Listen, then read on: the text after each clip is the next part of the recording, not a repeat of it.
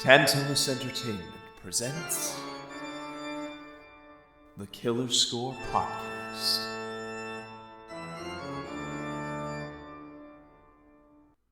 Hello, and welcome to the inaugural first episode of our podcast, Killer Score. We will be posting this on any websites that are related to stuff like that. You can expect to see it on SoundCloud, I'm sure. I am your host, Daulton Morrison. This podcast was conceived of during the quarantine, and basically the idea is I and my compatriots here, Richard Eckert of Rich Reviews, Erin Murray, will be are a couple of film geeks and music nerds who have decided to showcase to you cult classic movies with amazing soundtracks and film scores that we believe should be looked at. They deserve a solid look at them. And I am Daulton Morrison, your host and ringleader, as Rich likes to say. I have a degree in journalism, and I work, and I tend to do a lot of freelance work. I've done some work for Rich's site over there. I also have a Twitter you can follow me on, at SickJacketMan. Same for my YouTube channel, which I will be uploading reviews and the likewise to. And I've also made some appearances on another YouTube channel called The First 127, if you wish to check out some of my thoughts and reviews there. Would some of you like to plug some of the stuff you're involved with? Certainly, yes. Once again, Richard Eckert here. I am a communication graduate from LaSalle with a master's in strategic communication and a bachelor's in mass media.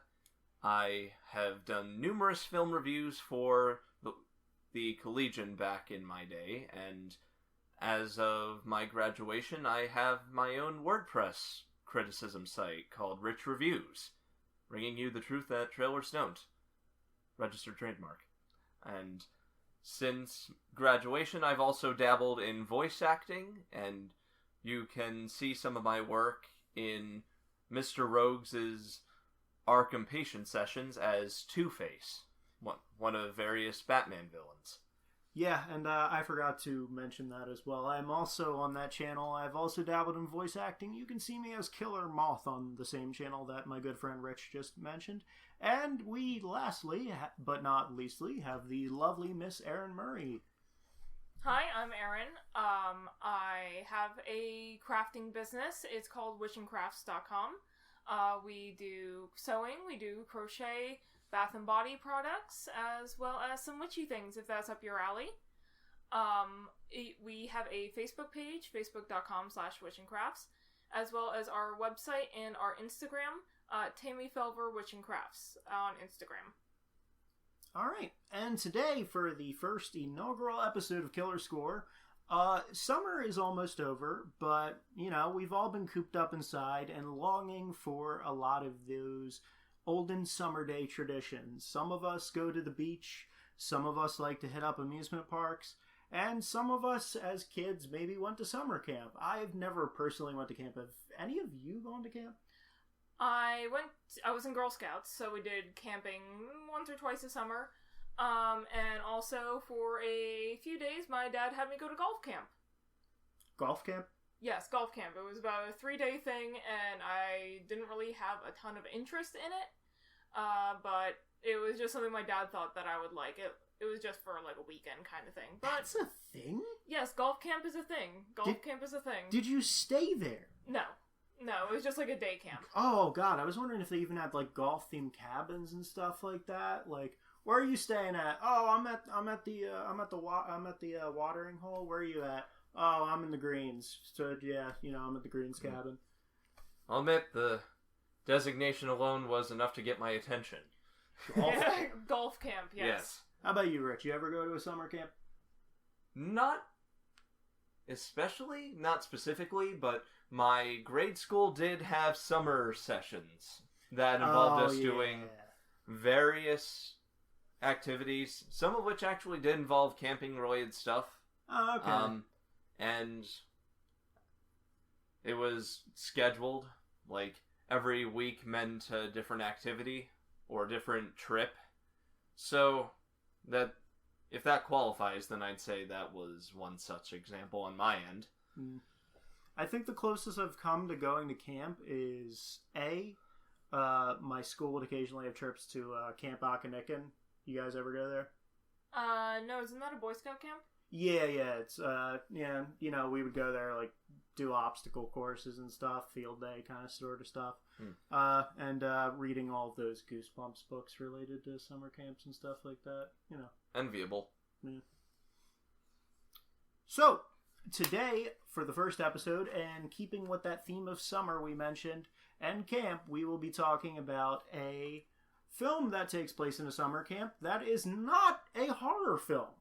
It's not Friday the 13th. Shocker. Yeah. Or Sleepaway Camp, or Camp Blood, or many of the various camp-themed slasher films. I think The Burning is also a camp-themed slasher film. There's a lot of camp-themed slasher films, is the point I'm making. But there was a brief period in the 80s where there were a few camp-themed summer films, like, camp comedies. You've got stuff like my personal favorite, Ernest Goes to Camp. Good score in that one, too. Probably the best of the Ernest movies. At least of the big budget releases, that and Ernest Goes to Jail, I would say, are probably the best, because Jail has all those great, like, cartoon physics gags and stuff like that. True. But, regardless, there were films like Meatballs, Ernest Goes to Camp, which were like, the teen spirit, rough ne'er-do-well summer camp that's filled with a bunch of pesky people that, they pull it all together. Would you count Heavyweights as one such movie? Oh, yeah, that would also fit the criteria. From Disney. Right, yeah, I've seen, like, covers of it because I used to work in a video store, but I've never actually watched the film. So, you're not missing much, honestly. Today, we are going to be talking about one such cult classic film released in 2001, Wet Hot American Summer, done by the comedy director David Wayne, with an excellent score by two composers, Theodore Shapiro, who has done a ton of film and television work and primarily works as a composer. You may have seen him do certain films like the titular Wet Hot American Summer, You, Me, and Dupree, Devil Wears Prada, Idiocracy, Tropic Thunder. A lot of big films Mr. Shapiro has done. And it was co-composed by the former frontman of the post-hardcore band Shudder to Think, which was a bit of a cult band. He went on. Shudder to Think was sadly shortly lived due to the composer himself, Mr. Craig Wedren, unfortunately, came down with, and well, didn't come down with, found out he had Hodgkin's lymphoma. He fought the disease, he took treatments and is in remission, but since then he has disbanded the band, which had a promising career, sadly. They actually opened for a lot of great, some notable bands. I'm not a fan, but, Smashing Pumpkins and Pearl Jam. Not a fan of either of them, but he opened for them. But he did open for a band I absolutely adore, which is Fugazi. And since then, he has done film work for other comedies such as Role Models, School of Rock, the Reno 911 movie and TV show, and one of my personal favorite TV shows, The Whitest Kids You Know.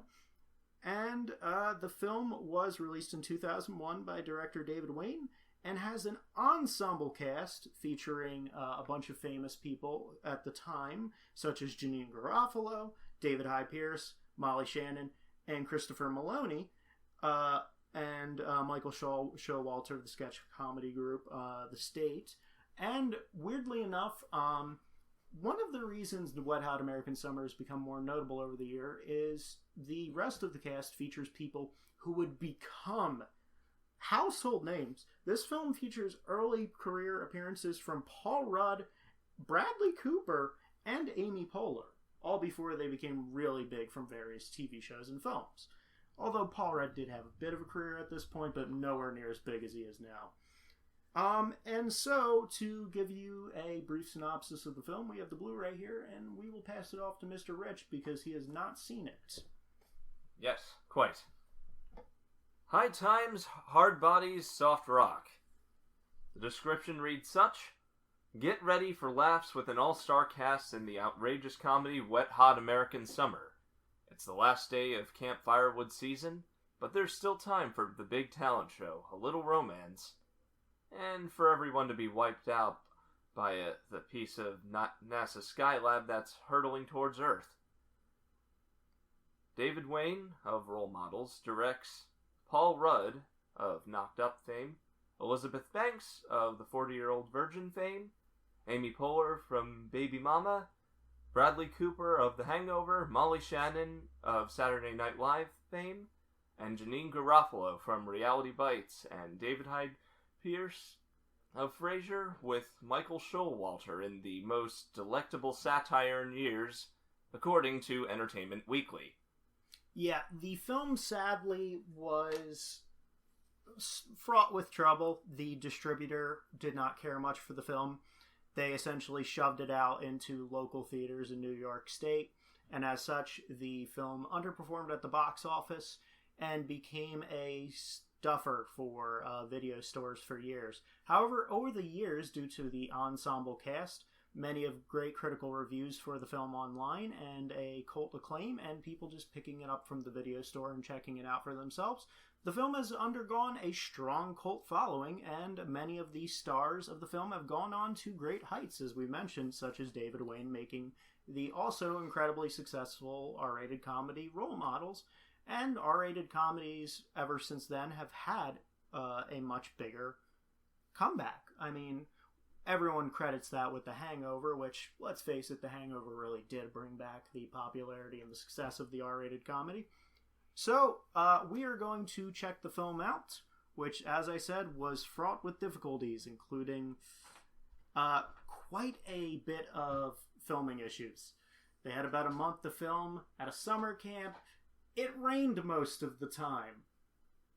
So, yeah. We're going to cut for you for a sec, and we're going to come back with our reactions. I personally already adore the film, having seen it. Erin, what were your thoughts on the film? I thought it was a lot of fun. I really liked the film. All right, Yeah. and our friend Rich has never seen it, so we Yes. will come back to you with fresh reactions in a second for you, but it'll be probably a couple hours for us. So let's do that. Quite.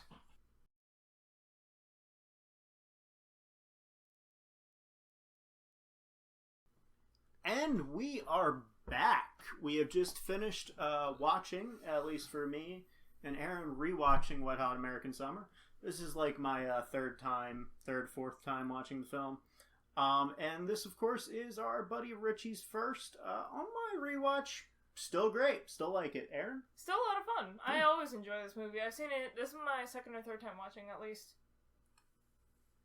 Yes, Richie? hello, everyone. I'd like to first apologize if my typical composure for future videos is not present here. I just have one question for my co-hosts here. How are you still sane? This film is a glimpse into madness that I could only describe as something that would result from Tex Avery directing The Breakfast Club. In a lot of ways, it is like a live-action cartoon, and it has like cartoony logic and physics to it. And not only that, but the film is unabashedly nonsensical and surreal. It sort of spits in the face of its audience's suspension of disbelief. Yes. So, for a rundown, I'm going to keep this relatively spoiler-free for the benefit of people that I am going to recommend this to. In the span of an in-universe day, a talent show, a drug-crazed trip through a town, a rafting session, a swim in the lake, and several other events, including a fallen space lab, occur all simultaneously, essentially. Over the course of about 13 hours. Yeah. Yes. Pardon me. I'm usually far more composed and much more intricate in my summaries, but this has sort of robbed me of all comprehension. I feel like I've taken a trip to another dimension. Not an unenjoyable one, but an insane one. But despite my growing inability to comprehend anything that has happened, I'd recommend this to some people. Not everyone, because this is an exceptionally dark comedic film in some places. And raunchy. Somewhat raunchy, but more over than not, too. Not too much, yeah. Yeah. A lot of the film's humor, despite the cartoonish nature, is based on subtlety, sight gags, and payoff. It's a film that asks you to sort of pay attention to it, and a film that asks you to leave your suspension of disbelief at the door. Now, normally, that's a terrible filmmaking technique. Like, Kuleshov, a bunch of other famous filmmakers have had, like, all sorts of essays, writings, lectures on what your proper film structure should be, what you need to do. And this film kind of spits in the face of a lot of traditional, conventional of almost every aspect of conventional storytelling. Yes. And you get the sense that every bit of that was very much intentional, and prior to recording, I even said, I think the problem that this film had at the time of its release was that it was just too ahead of its time. Yeah. Place it in the same era as The Hangover and the other films that came to the whole R-rated comedy scene, and this might have done better. It might have done so much better. Because even the R-rated and PG-13 rated comedies of the time were much more conventional for the era. That was the era of the comedian-driven comedy venture. You know, you had your Tom Greens, your Adam Sandlers, your David Spades, your... The star comedian. Yeah, the star comedian. It was that era for the vehicle. There were some exceptions, like the also cult hit, Not Another Teen Movie, and another cult hit of the era, same year actually, Kung Pao, which, great film as well.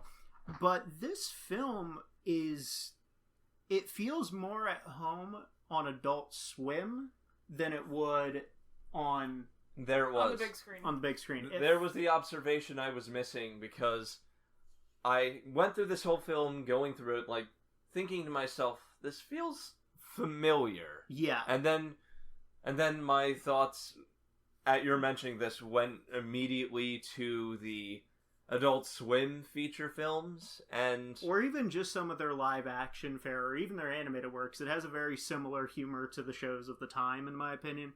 You know, some of the gags feel like something you'd see on, like, the shows of the era, like Space Ghost, or C-Lab, or Aqua Teen Hunger Force. It feels less like what you would see in the conventional comedy space at the time. And back then, that was the cult thing, was if you had unconventional humor, you usually shopped it to a TV show, and you on, like, an unconventional network. You didn't usually put it in theaters. I think that's kind of tragic, honestly, because... It is, because... If you even observe some of the early development, you can see that this had an appreciation. In fact, when they first showed the film off at some film festivals. They actually showed it out at Sundance, and when they showed it off at Sundance, they had great reviews from all the audience. The audience freaking loved it. They actually screened to sold out crowds 4 times at the Sundance Fest. Huh. Oh, so wow. There were people at the time who really appreciated it, but the distributor buried it. They just saw it as a wash, because the film, for their opinion, was a money sink. Because the film cost what's not that much money to make, but for a studio, for a film with almost no big names attached to it, like no showboat names, sure, you had some people who people knew, like Molly Shannon, but Molly Shannon's film work at this point was also commercial flops that had audience following. Stuff like, you know, she had a Superstar. Yes. Superstar. And you had other names, but people who weren't really known for comedy at the time. And all the comedic actors in this tended to have been big within the stand-up world, like Janine Garofalo, but she was more of a... known for her film work, for her dramatic film work. Stuff like Reality Bites, which, shitty film, but, you know. Oh, yes. Yeah, terrible film. Terrible film. Another movie I have not seen. Pretentious. You are missing absolutely nothing, Erin. So, Okay. moving on. I say this as someone who delves deeply into philosophically discussing like the higher implications of films and television, and all sorts of media, and I call Reality Bites pretentious. Rightfully so, but that's neither here nor there. That's where the famous joke about like the filming the paper bag flying through the wind and talking how deep it is. No, that's American Beauty. That's American Beauty. Yes. Oh. Oh yeah, Reality Bites was just the Gen X equivalent to like, oh man, we're so cool, but like effort is hard, and no one likes us or appreciates The us. 90s Rent, in other words. No offense. Well, Rent was the 90s. Rent started in 1996. Yeah. Oh, It's the The Oh, it film was- came out in the. it was set in the 80s, so Yes. my time frame is a bit muddled. I in apologize. 1989, but yeah. Yeah. But back to this film. What did you guys think of the score? Because that's what we're here to talk about. Yes. a lot too.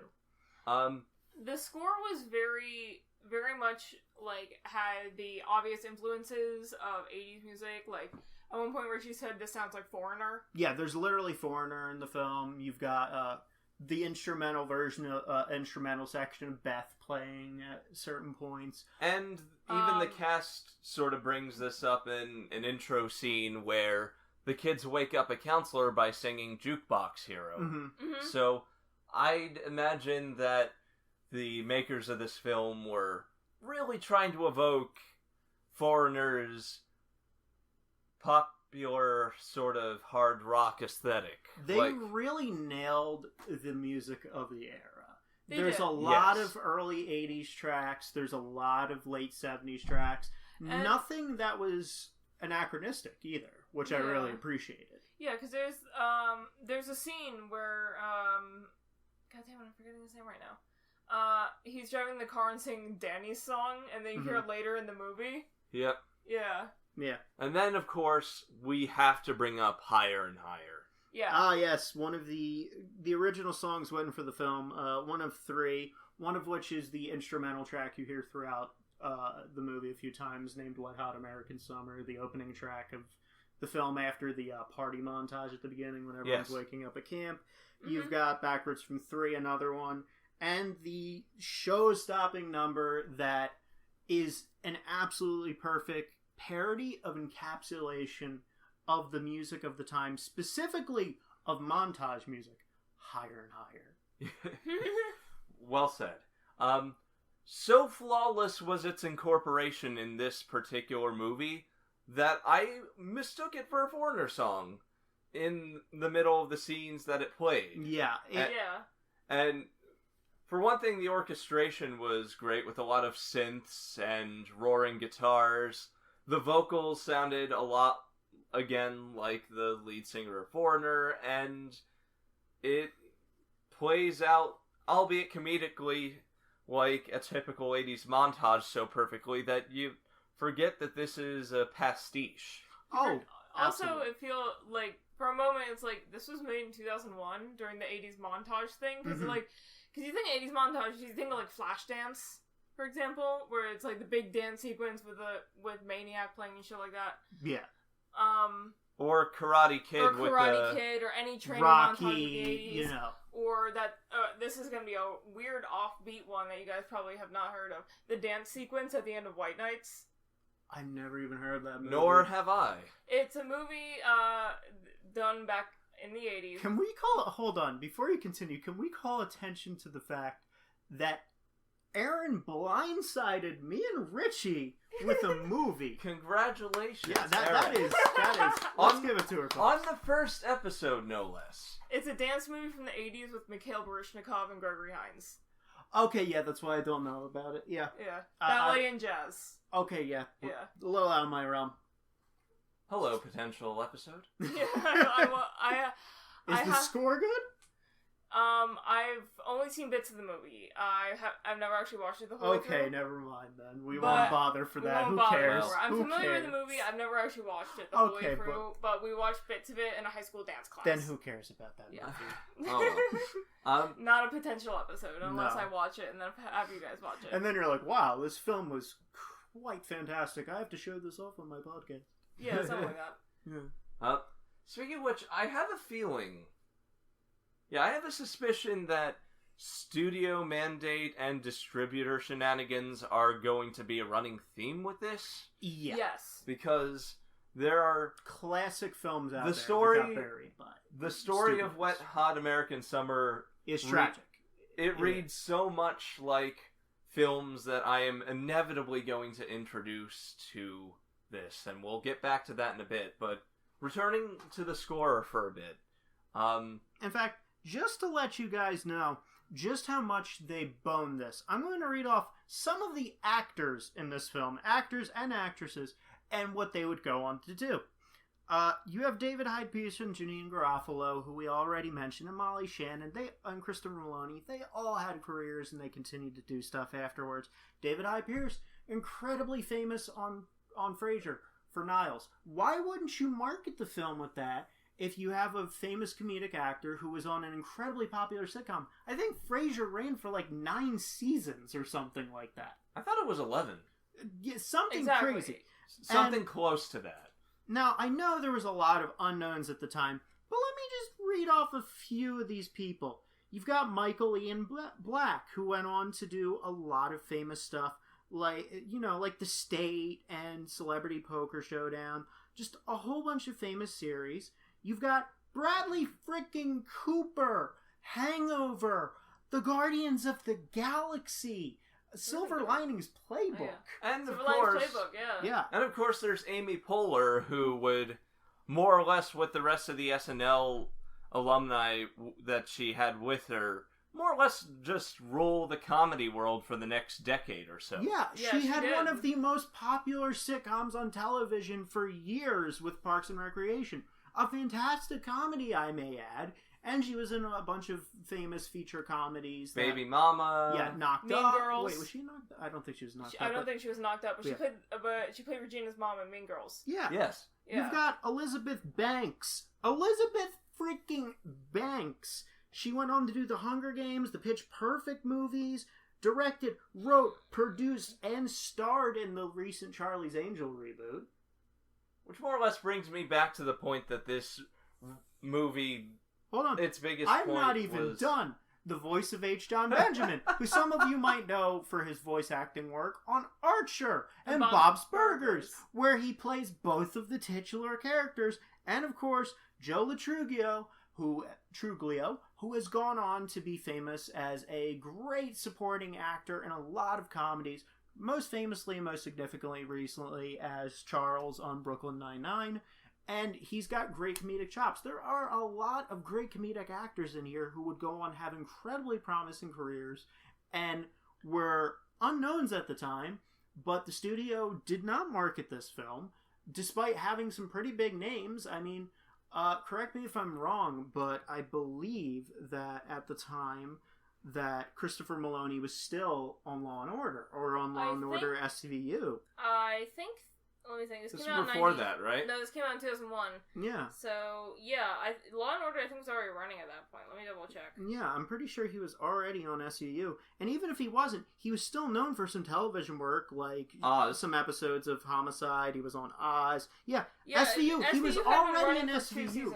So SVU had been running you for had 2 seasons when they started filming. they had they had a couple well-known television actors at the time who probably could have drawn in an audience. You had David I. Pierce from Frasier, and Niles is a great comedic character. And by the way, his character in this film is absolutely fantastic as well. Like, there's so many times where Henry just makes me laugh in that movie because he's awkward to an extent that the dorky, nerdy professor character that you see in movies is just heightened. And it is just... Everything in this movie, the reason the comedy works in it is because there's moments where it tricks you.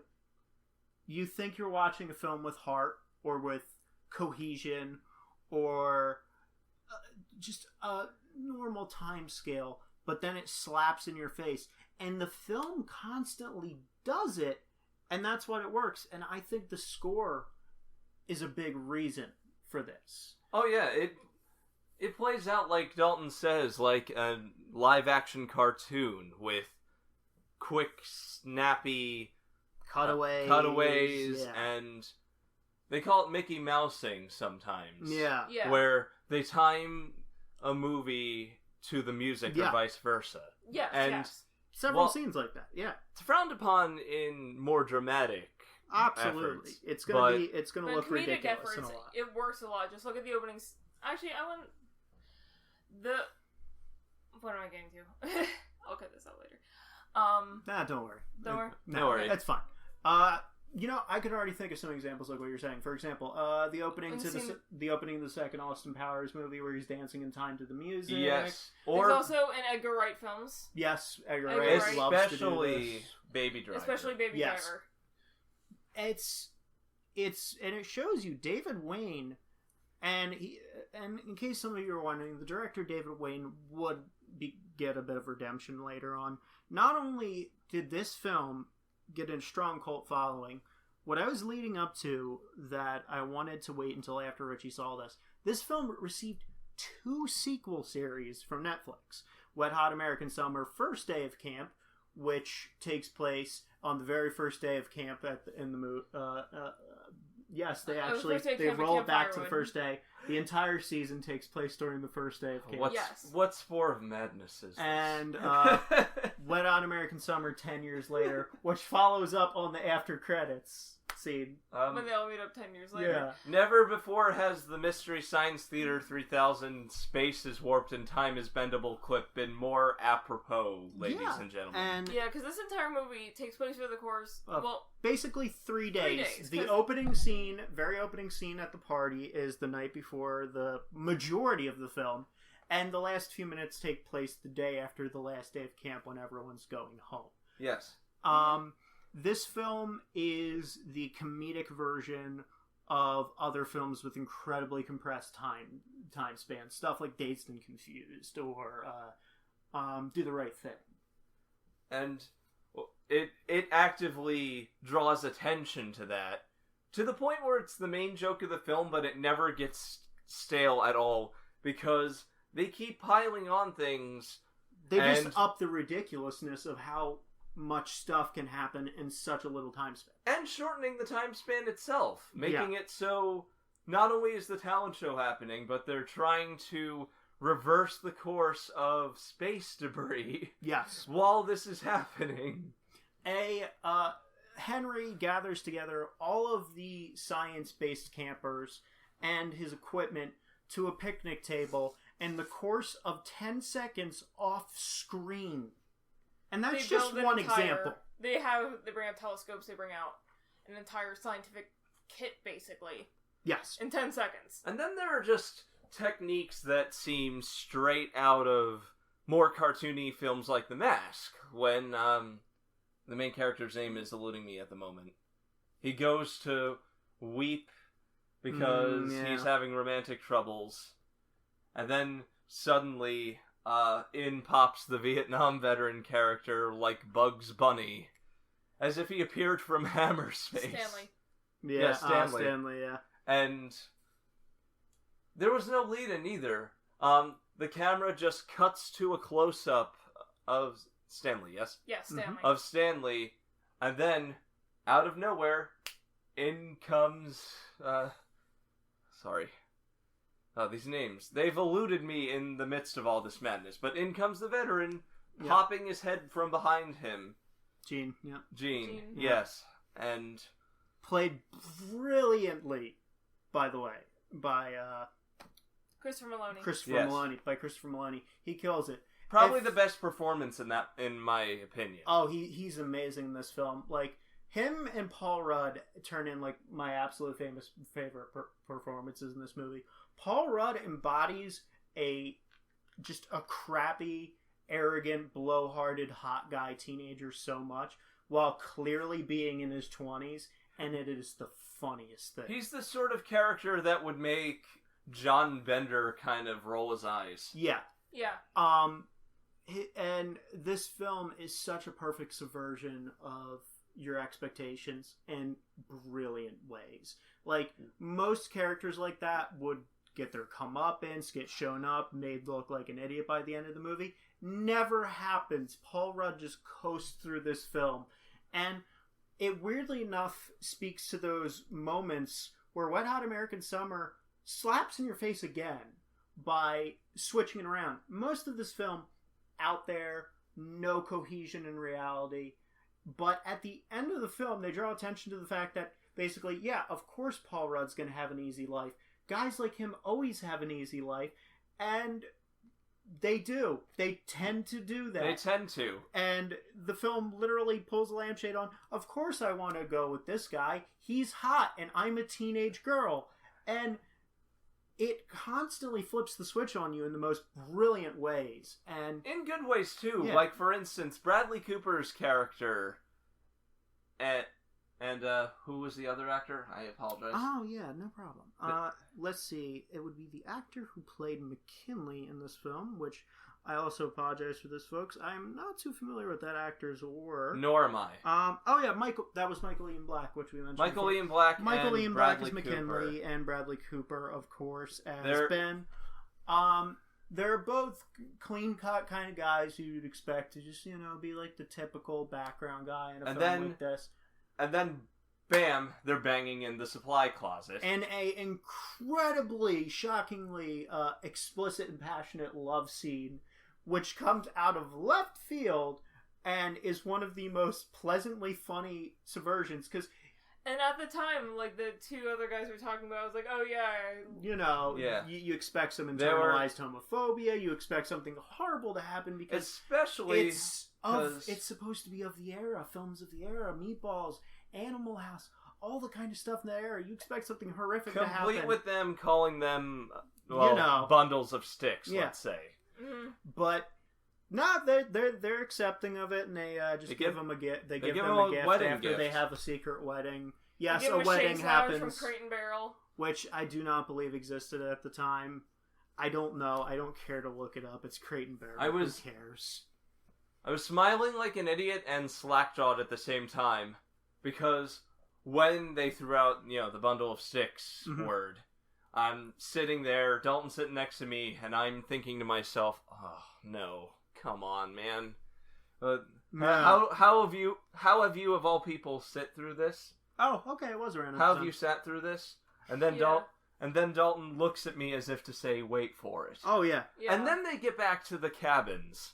And then they push in the gift, and I'm like, I am both happy. Once again, time span. Where did they have the time to go out? Where did they have time to go to Crate and Barrel and get a chaise lounge, put it in a box, and bring it back to the camp? Yeah. It's my unspoken theory that hammer space exists in this world. It must.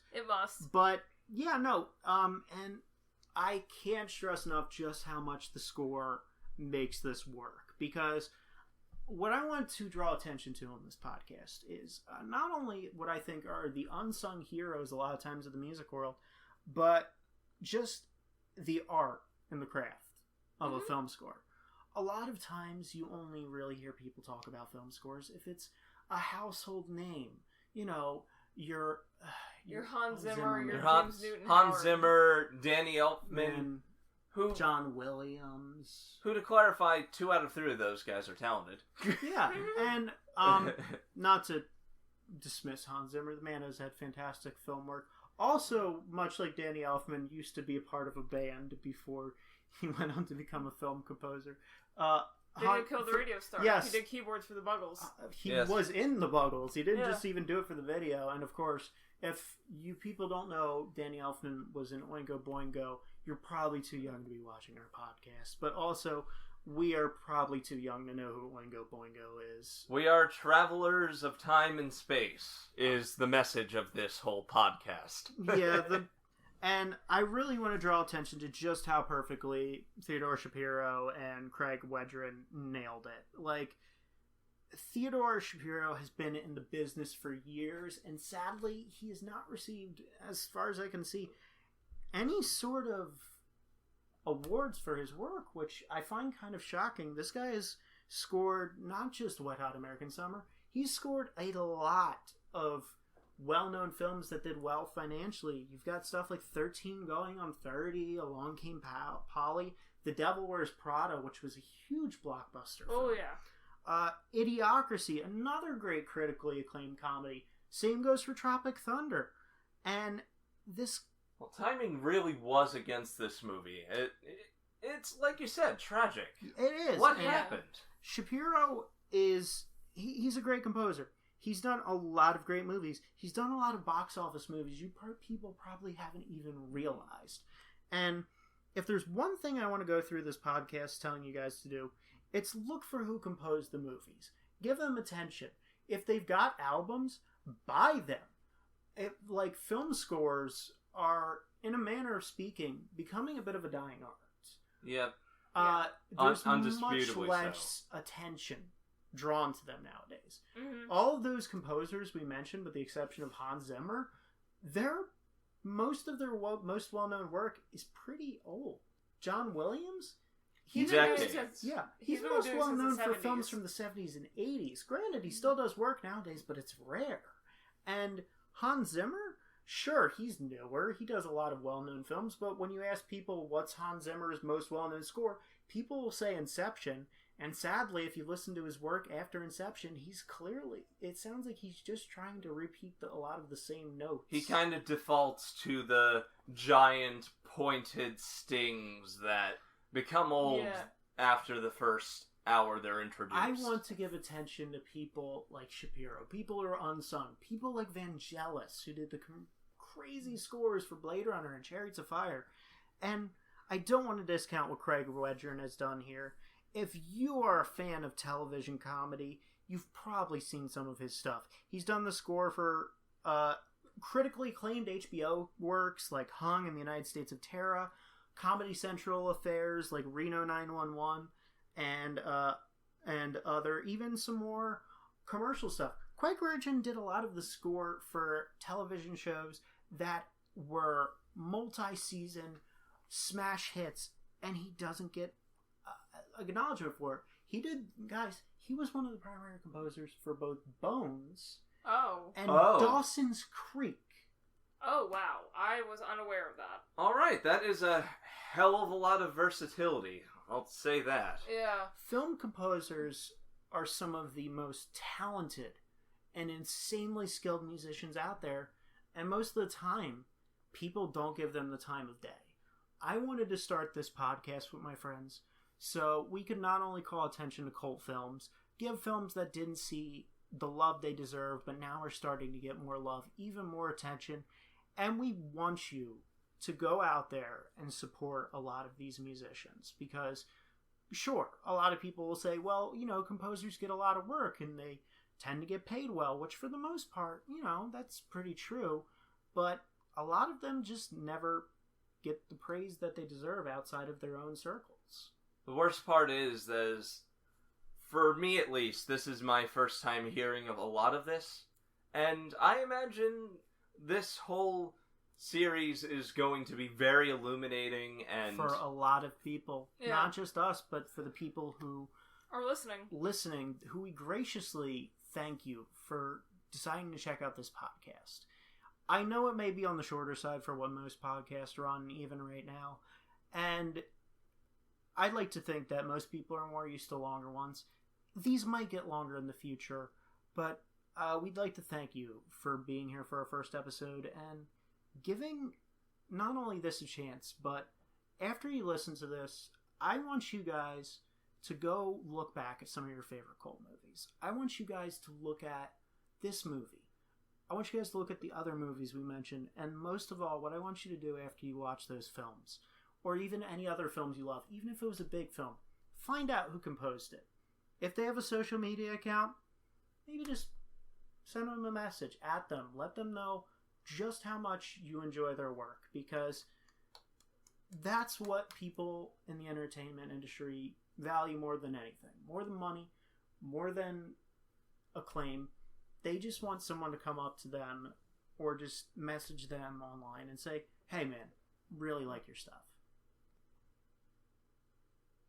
Compounding that is the fact that even recognition doesn't necessarily guarantee success. Which I believe is a perfect segue to one of my personal cult favorite movies next time on Killer Score. Tune in as the three of us check out Rock and Roll. A film which Richie has seen and intends to show me and Erin, who neither of us has seen it before. So look forward to more of these kinds of episodes in the future where only one of us have seen it, or even more bizarre situations, which we'll get onto in the future, where I've seen the film, but I haven't seen that film, but I've saw an adaptation of it into another medium, perhaps. Yeah. Erin, before we close out, any thoughts as a musician yourself?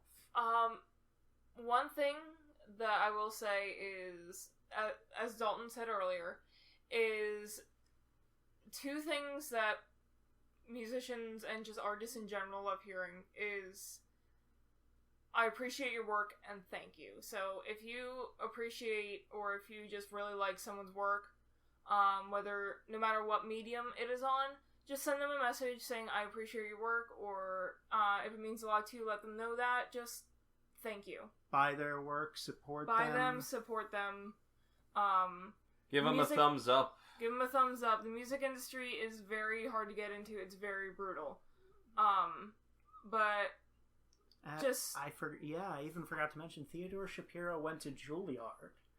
He still hasn't gotten, as far as I can tell, any critical awards. Same goes for Craig Wedren. They both have prestigious music backgrounds, and neither of them have gotten much recognition, which is a shame, because I don't know about you guys, but after this, I'm going to see if they're online, and, I'm probably just going to shoot them a message telling them, hey, I love the work you guys did on Wet Hot American Summer. Yeah. Of course. And hopefully this will be promotional material that will put them more on the radar. I mean, I can certainly hope so. Every little bit helps, especially when it comes to promotion like this. Of course. And if you can find like a film score you really like, or even a TV score, video game score, anything like that, buy it. Buy it.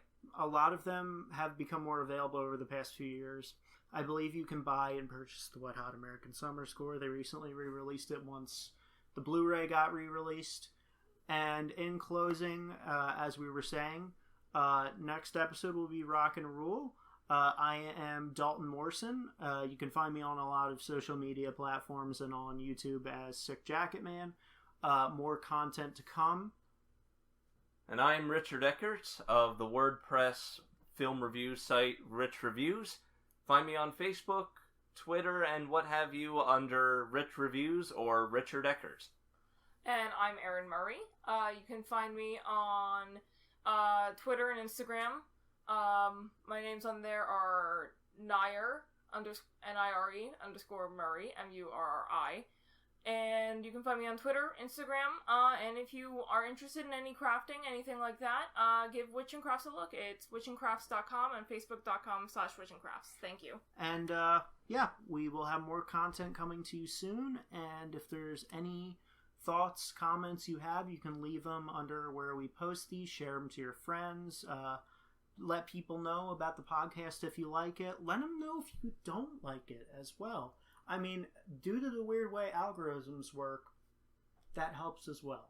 Yeah. Constructive criticism. Exactly.